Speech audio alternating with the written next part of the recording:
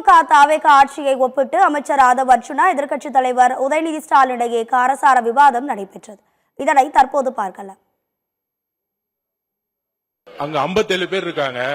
நாங்க எந்திரிச்சோம்னா அந்த சபையை அவங்க பேசவே முடியாது. எதிர்க்கட்சி தலைவர் பேசும்போது நாங்க எந்திரிச்சோம்னா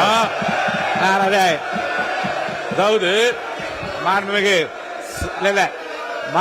சபை மாண்புமிகு என்ன பேச விடுங்க. மாண்புமிகு பொதுப்பணித்துறை அமைச்சர் சொன்ன கருத்தை நான் ஏற்க முடியாது. திமுக ஆட்சியில் போலீஸ் கொடுத்த அறிக்கை இது தமிழக வெற்றி கழகத்தோட அறிக்கை கிடையாது. இது போலீஸ் முன்னாள் முதலமைச்சர் மு க ஸ்டாலின் அவர்கள் ஹோம் மினிஸ்டரா இருக்கும் பொழுது அன்றைக்கு கொடுத்த டிஜிபி அன்றைக்கு கொடுத்திருந்த எஸ்பிக்கள் கொடுத்த ஆதாரம். இது போக்சோ வழக்கு கிட்டத்தட்ட 40-60% ஒவ்வொரு ஆண்டும் ஏறி இருக்கு. 2.5 வயது குழந்தையை கற்பழித்து திமுக உறுப்பினர்னு எஃப்ஐஆர் போட்டது உங்களுடைய அரசு தான். அதை தான் நாங்க பதிவு பண்றோம். இது தொடர்பான புள்ளி விவரங்கள் தேவைப்பட்டாலோ அவர்கிட்ட இருக்கு, அமைச்சர்கிட்ட இருக்கு. கூடுதல் தகவல் தேவைப்பட்டாலோ அதை நாம எங்கேயும் போய் தேட வேண்டிய அவசியம் இல்லை.